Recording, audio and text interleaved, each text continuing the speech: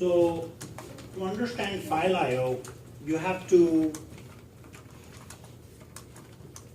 know the following things. This stuff of file I/O that I'm covering today is not going to be on the midterm for sure, because it's kind of late in the cycle.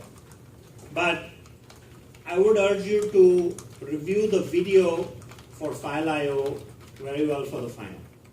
I don't expect you to remember, actually I don't expect you to remember anything. I expect you to understand everything. So it's actually good to be like Java, virtual machine. You know, you load the class, you run the code, and then it's garbage collected. And you know, I think did I tell you guys that the human brain storage capability is 2.5 petabytes. Do you guys believe that? Terabyte. Peta. The human brain? Like the whole Facebook can go in your brain. And your processing power is like really awesome. You just need to. So you don't need to remember anything because your storage already, whatever it sees, it remembers. It depends on how much you focus, right? No, you can. You can. And the retrieval is a function of the context. So maybe we should do another hackathon on how to retrieve information from your memory, and we should write objects about that. It's all about focus. If you focus, it goes in your memory. When you go back into that same situation, it comes back immediately. That's how you deal with life. Neuroassociations is what that is called. Google it and you'll learn more about it. File I/O, today we're going to look at text files, binary files, filters, and object strings. So here's what I'll do. I'm going to introduce this topic slowly. Okay? So I'm not doing information overload in one night. Now, I'm sure you'll all agree that working with text files is fairly easy, right? Because you've done enough work with text files. One thing that you should try and do for lab 5 is try and write the output to a text file rather than write to the console. If you can't figure it out, it's okay, but try to do that on your own. So working with text files, there are several objects: file reader, file writer. And there is also buffered reader and buffered writer. And you all need to use the try-catch clause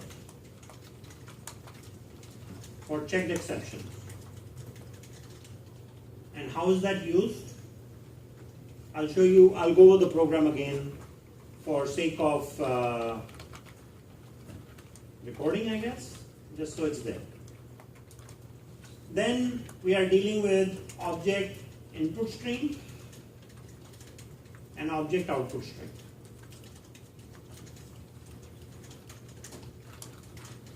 Then we have binary files, file input string, file output string,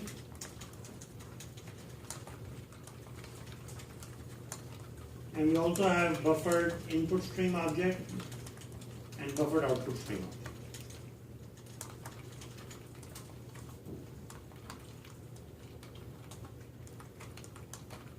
Java.io is a very rich file I/O library.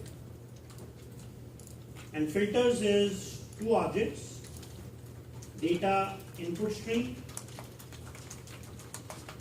and data output string. Okay? The object strings means what kind of object? Student object, statistics object, any Java object. I'm going to talk in detail about it. So, to talk about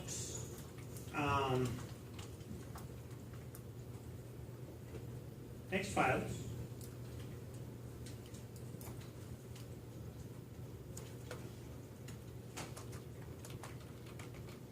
there is this one program that you all have taken a look at. It's called readsource.java.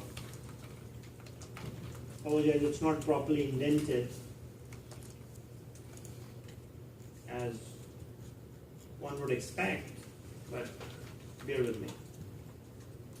So we have a try catch clause. Does everybody know what try and catch mean? Catch maybe. Huh? Or catch. Try and catch works together. Try is to be used with file IO, so you can try out a block of code. If there is any issue with any line in the try block, then the control is passed to the catch block, right? And this has to do with checked exceptions, stuff we have covered before. I would recommend if clarity is needed on that, then please go back and watch that video, all right? And if things are unclear, make sure you ask me on Monday. Because this part will be on the test, working with text files. Just reading text files, not writing, reading. So I want to read the file readsource.java. So we create a file object. File object is passed as a reference to the buffer, right? And buffer, I can read basically an entire line and keep it there. So how does this code work? We declare an end of file Boolean flag, and we start reading one line at a time. If read line returns null, that means it's the end of file. If not, we simply print the file. And then once the loop is done, we close the buffer, which closes the stream as well. Otherwise, there's an exception thrown. Okay?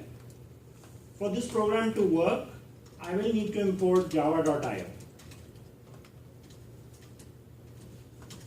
That's a Java library that's a must for the for access to any of the stream and buffer objects.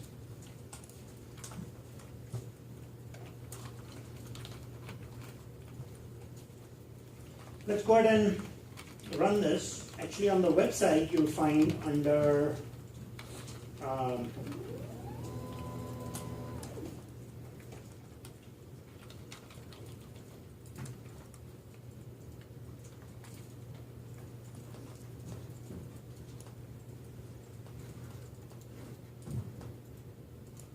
on this file IO notes page, which is a very lengthy thing, there's a zip file called fileioprograms.zip.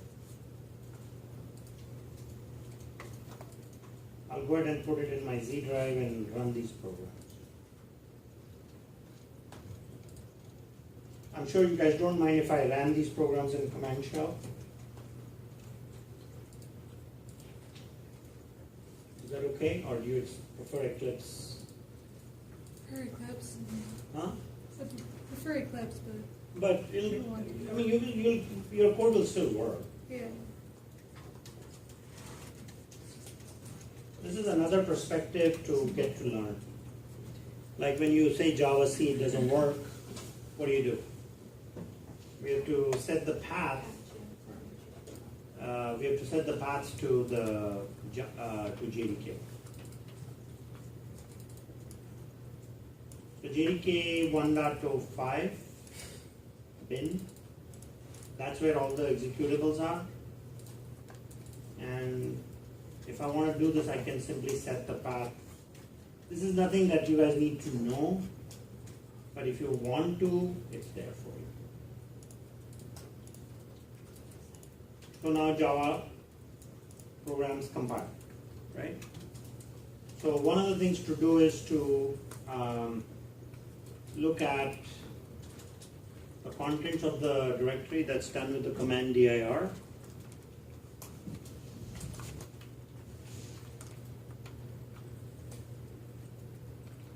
Is that okay?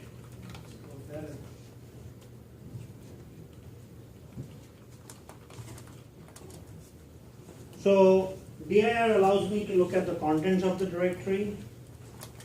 So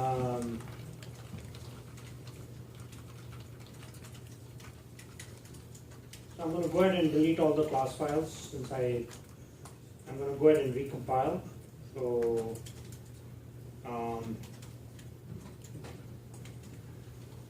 there is my readsource.java file. So I'm going to create a class file, and we just looked through the code of, we just looked at this code, and if I now run this, the program ran, and it gave me an output of the read source file itself.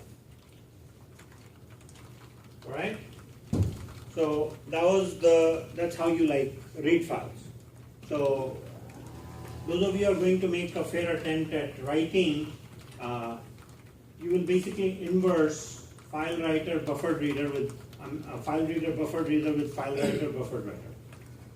And then if you go into the java.io package and look at buffered reader or file reader classes, buffered writer or file writer classes, you will see there is a write method that can take a string, and that way you can write the text as output.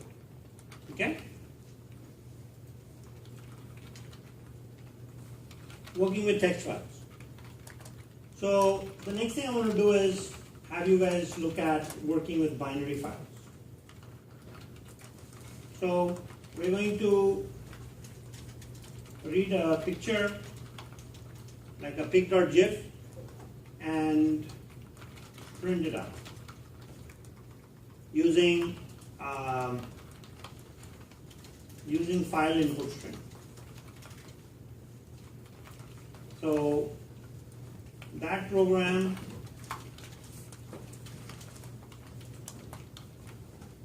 is called readbytes.java.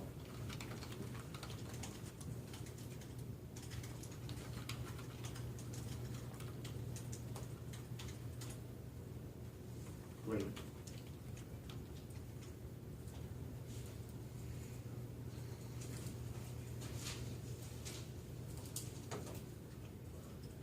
That's what this program looks like. So instead of reading readbytes.class, I'm going to say I'm going to create pic.gif and read that. So how does it work? It's the same old try-catch clause, right? That throws the IO exception. Does that need explanation, or are you guys pretty much okay with that part? So now I'll open the file. While not end of file, I have the same loop. I'm reading 1 byte at a time. Keep in mind, I'm not doing read line anymore, right? When I call the read method, it's going to read 1 byte, and it's going to put it into an integer. 1 byte largest value is 255. So it will print a value between 0 to 255 depending on what that byte value is. If I hit the end of file, the read method is going to return -1. That will mean end of file. Otherwise, I'll keep counting the number of characters in the file until end of file is true. And then when it's true, I get out, I close the file, and I say number of bytes read. And that's that, right? The thing though is, do I have a pic.gif? So let's look at pic.gif. Yeah, I do have 66 characters in size. I'm going to print all this for you guys. So we'll say, what was the name of the program? Readbytes.java. And there is the picture. So these are ASCII. Each Oh one wait, is ASCII. why is it reading 1051? Because I didn't change the code here, I changed it somewhere else. Sorry. Sometimes we forget to modify the code, and so this is the picture. Can you believe that? That's the picture.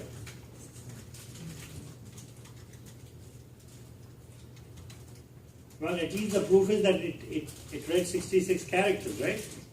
So you guys believe that or no? Because it's in front of you, you got to believe it. Because they say in the South, seeing is believing. So these are all ASCII, right? I see 255 is. Yeah, no, this is a binary representation. We are reading one byte at a time. I mean, this is how you could also print family picture. That's pig.gif. You see that little J on the right? That J right there, can you guys see that? That's all of that. This is in binary. One byte at a time. Okay, so now that you have seen what 66 characters or 66 byte J looks like, let's go ahead and write. So there's a file called writebytes.java, and you can most likely guess what it's doing, right?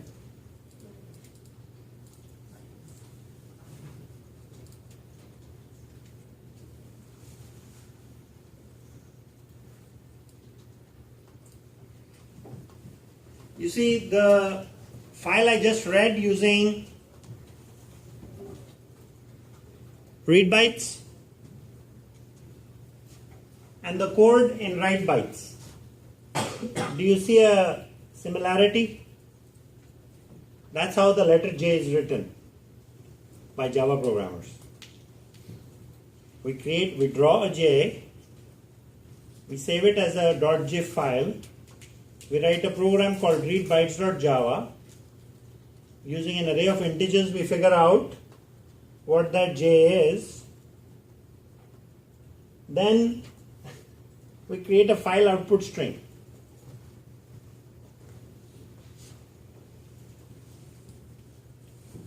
For writing pig.gif. Are you following? You're reading each pixel, or what are you reading? No, this is a array of bytes. See, I'm trying to help you guys understand binary files. See, binary files have unique format. So .gif file, I don't know what the format is, but it's an array of bytes. Right? The job of MS Paint and programs that read graphic files, that's their job to figure out how to show the graphics file properly. To me, it's a binary file. It's an array of bytes. So each byte is a value between 0 to 255. And you all can stare at those numbers and you can see there's no value that's more than 255 in that code. And that's all I'm trying to draw your attention to. What's the binary file? Array of bytes. How is it generated? Well, I'm just trying to show pig.gif. I mean, you can take a 5 meg file or this whole video that we are recording. It's an array of bytes, right? So,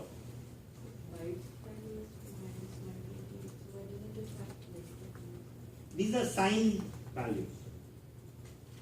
Unsigned values, excuse me, not signed. So, open a output stream and go through a loop and write one byte at a time and close it. So you can see the timestamp for pig.gif. It was written today at 6:42, right? So let me go ahead and write a new copy because that's what we want to do, I guess. So we'll say javac write bytes.java.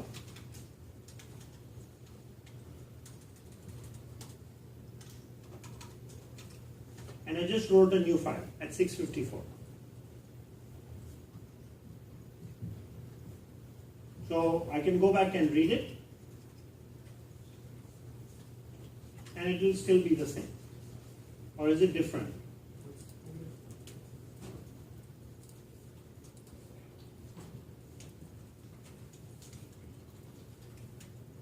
This is what I wrote.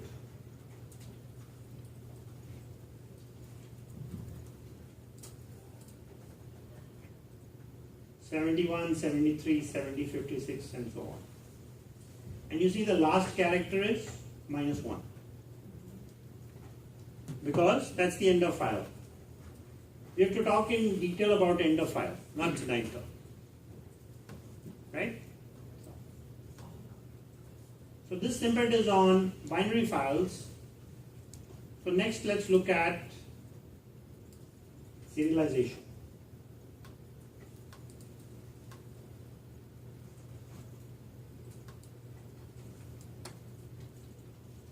So for these two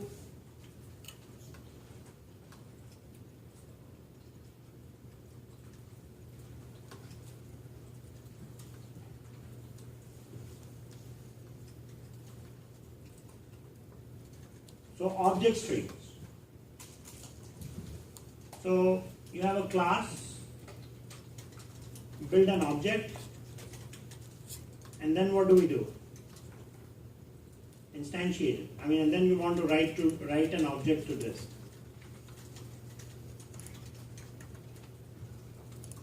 So the program I'm about to show you does that exactly. It's called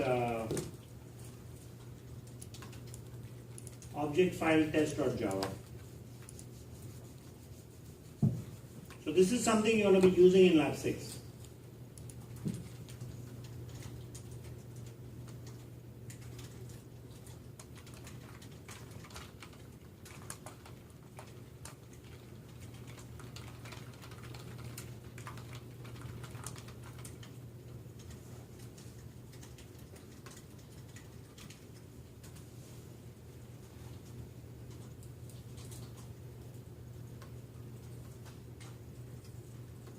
So serialization occurs with object streams, writing and reading, because it happens in that order. So let's look at an example.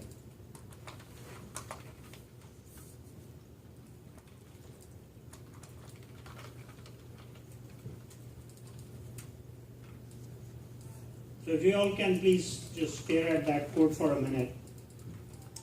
The employee class. The contents are not important. The contents of the class for serialization are not important because it doesn't matter. Whichever class object is there, as long as it uses these two words, you can write it to disk. So if I say class implement serializable, then if I make an object of employee, I can write it to disk. Now what is the employee class? It has employee has a name, salary, and hire day. Then employee has two overloaded constructors. There's a print method, and there's a raise salary method, and a hire year method, and a getter method. So we just write the employee class. Is everyone okay with the employee class? Right? So let me borrow this for your notes on serialization.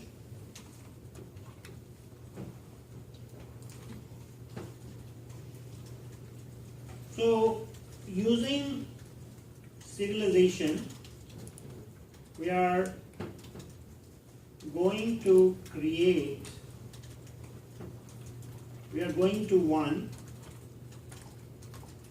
create an object of type employee. and write it to disk.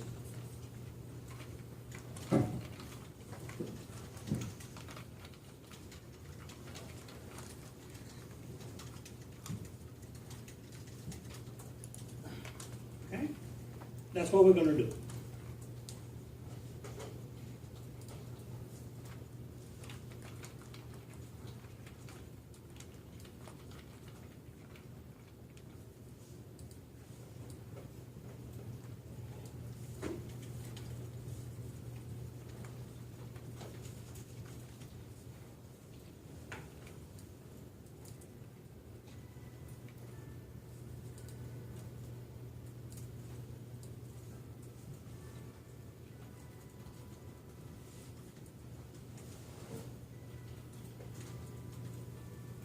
So I have a new employee called Harry Hacker.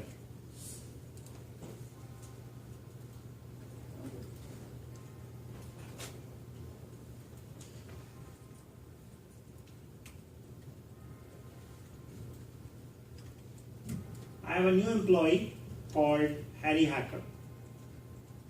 Is this line okay for everybody?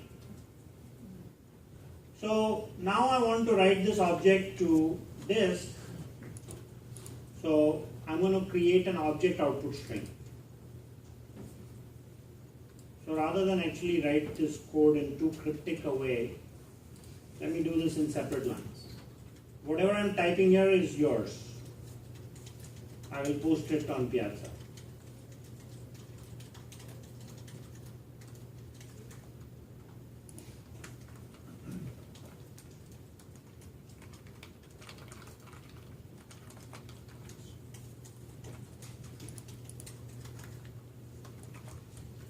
I'm going to create a file called harry.ser, and we're going to write that, and we're going to write the Harry object.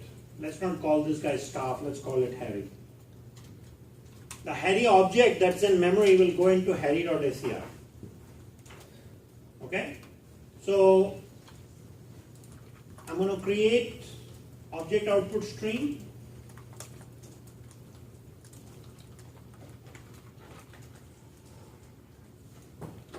Using A1.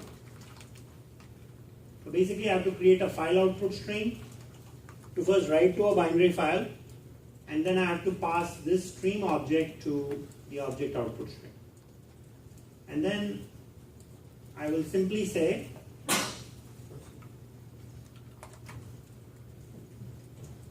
A1 dot or out dot write object Harry.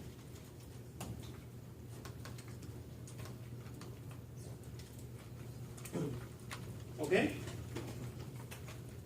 Out dot write object Harry. And what that does is it takes the Harry object and puts it in harry.ser. That one line. See, if I had to go, you create an object with 500 properties. With these 4 lines of code, I can write that to disk, and it will be there permanently. So the idea of serialization is these two steps. Okay? Yes. When you write it to disk, do you write it to like a text file? Is that what you mean by No, it's a binary file. You write it to a binary file? Yes. Where would you find the binary file on your desktop? Well, you can specify the location where you want to put it. So I could say z colon backslash, Okay. right? I can give a fully qualified path. Yeah, okay, that makes sense.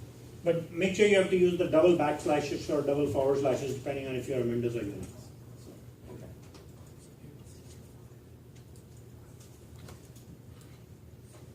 So I'm going to go ahead and run this code just to make sure it actually works, right? So I'm going to create a class called employee.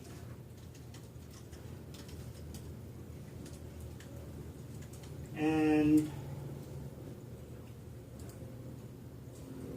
bring in this employee code in it.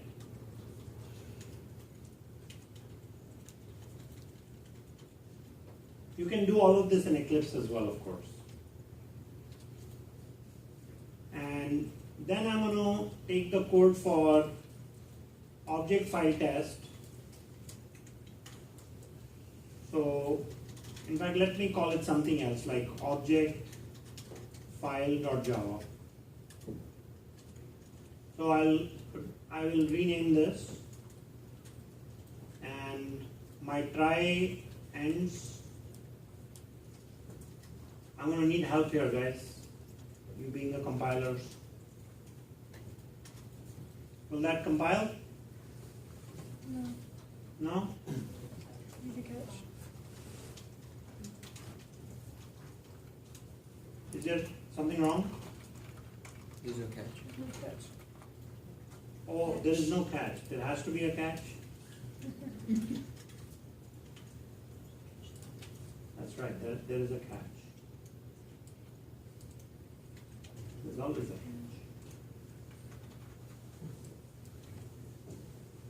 Okay, so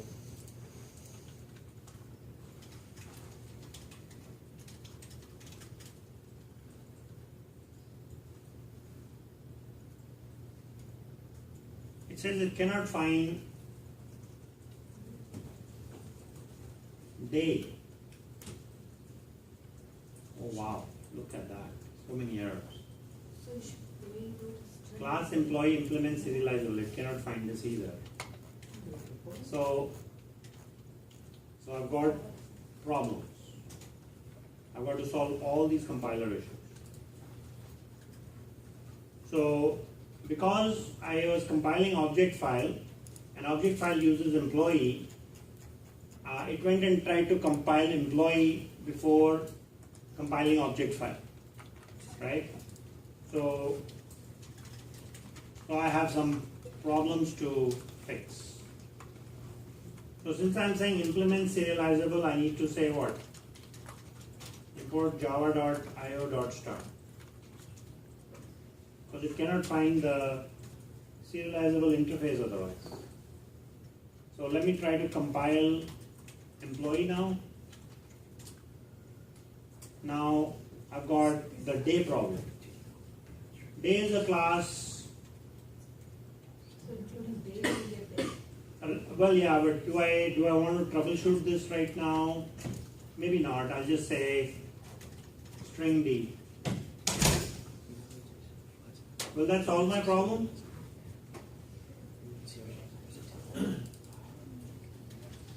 There we go. Right? I'm taking the easy road. So the get here will work, Hmm? the higher day that we No, that will not. We'll just say return higher day. Any other?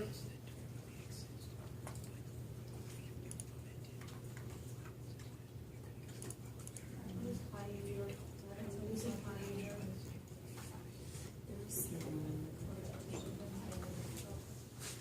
There we go.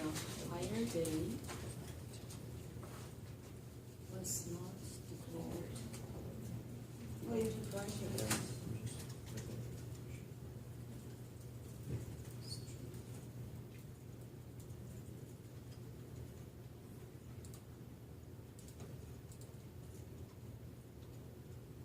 So employee is working. Now let's try object file. So now he still is giving me an error because he cannot find this day symbol, right? So I'll give it some day, 10th June. So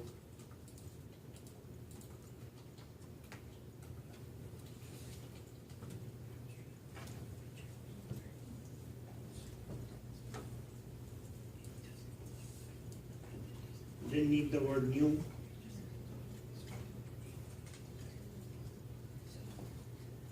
And it works, right? So What was the name of the file? Harry.ser. It's not created yet. But if I run this program now,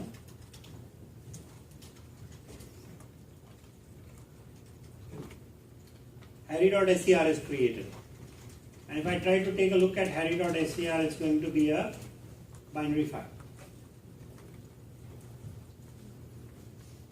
It's somewhat cryptic. It doesn't make any sense, right? It's a binary file. That's why it has those garbled characters. So now the question is, how do I read this, right? I'm going to use object input stream to read it.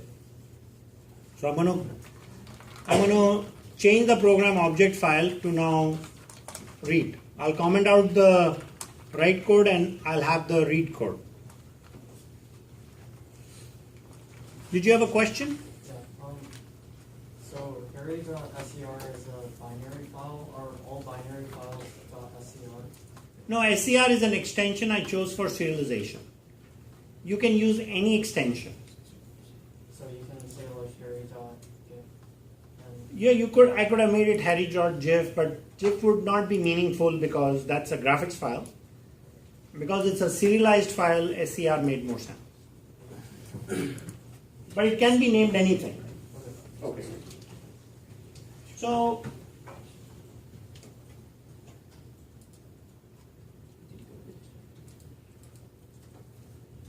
these three lines are very powerful, if you will.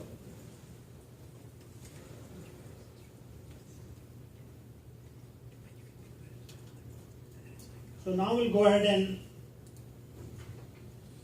comment out this code.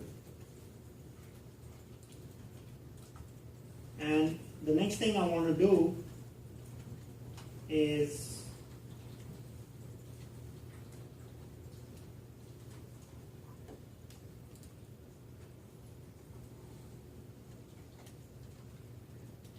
go ahead and read.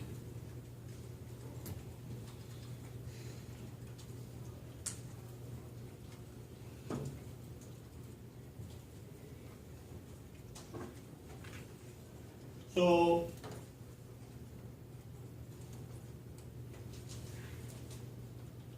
file input string,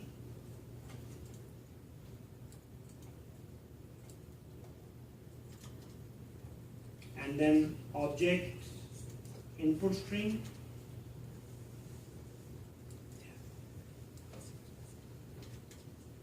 and we have got our streams set. Now we're going to go ahead and which method? Any wild guess? We're going to call read object. So read object will read the entire file. Only one object per file. Okay? It will read the entire file. So it will bring me the Harry object. So I'm going to say employee Harry's replica is equal to out.read object. Actually, we should call it in, right? I mean, let's use proper variable names. And then I'm going to have to cast this. This is an explicit cast. For the first time, we are using this. An object cast, right? Because when I read an object from a file, it's an object. So I need to say what type of object is in the file. I need to know that ahead of time. So I specify and then I have Harry replica. So now I can call methods of Harry replica. And Harry replica has methods like print, right? So I'll just say dot print. Just to prove that I was able to read the object and get the properties.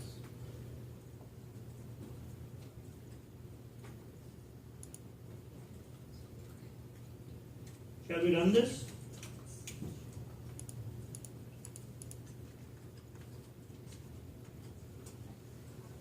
So,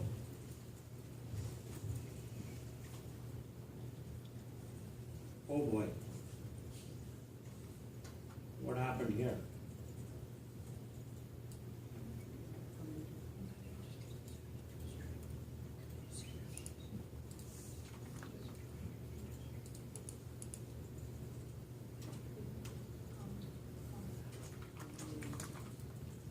Not just commented, all right.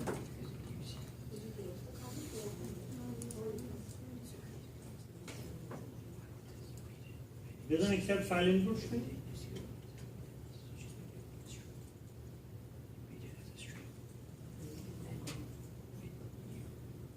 Oh,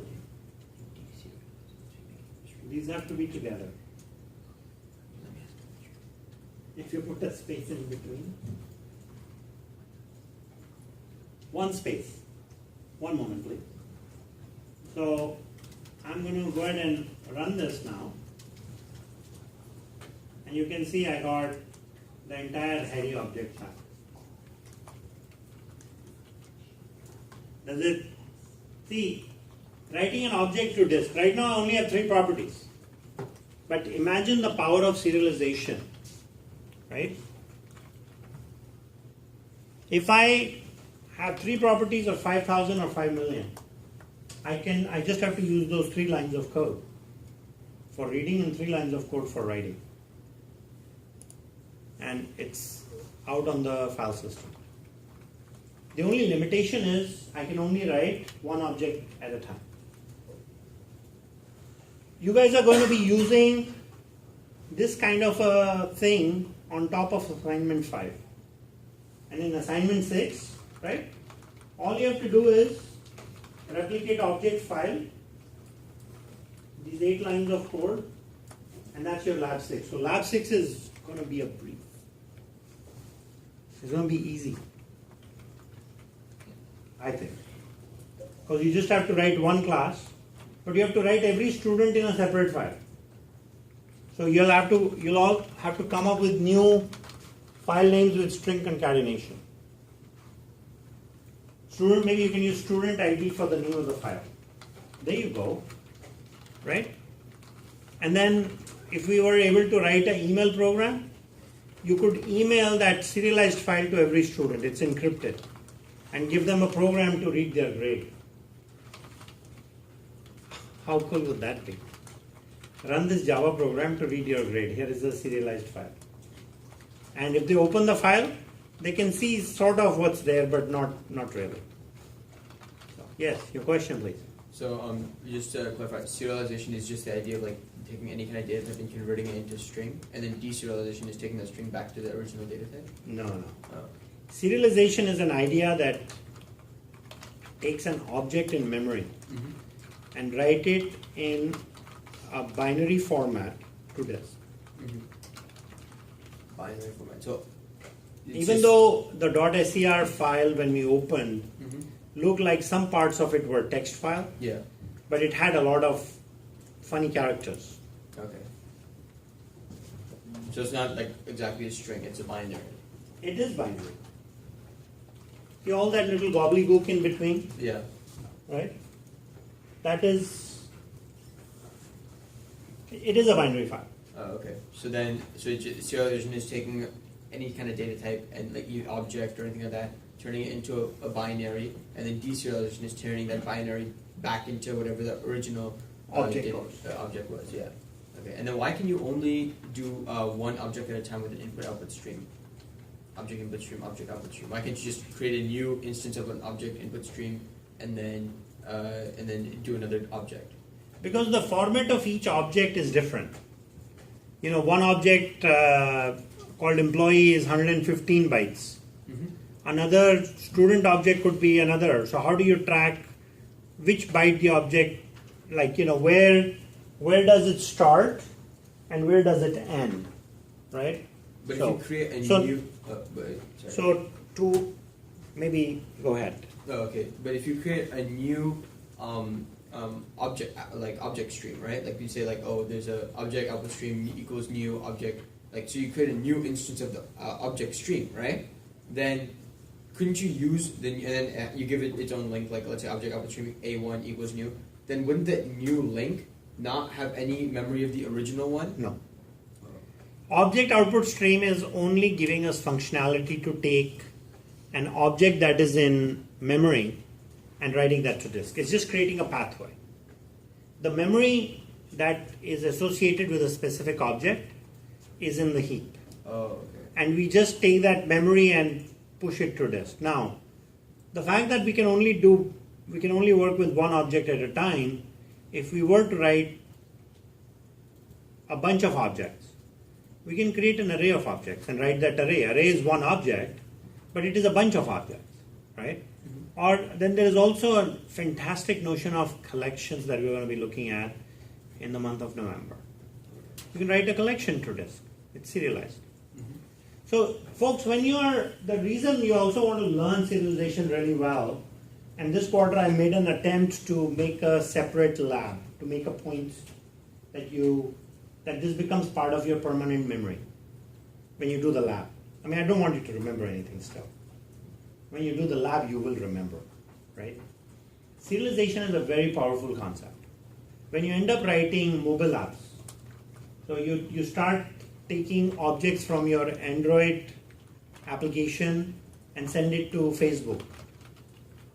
So then in Facebook you can deserialize and pull the object. So it becomes middleware. Middleware meaning a way to communicate information between disparate systems. You can also encrypt and decrypt these files. So like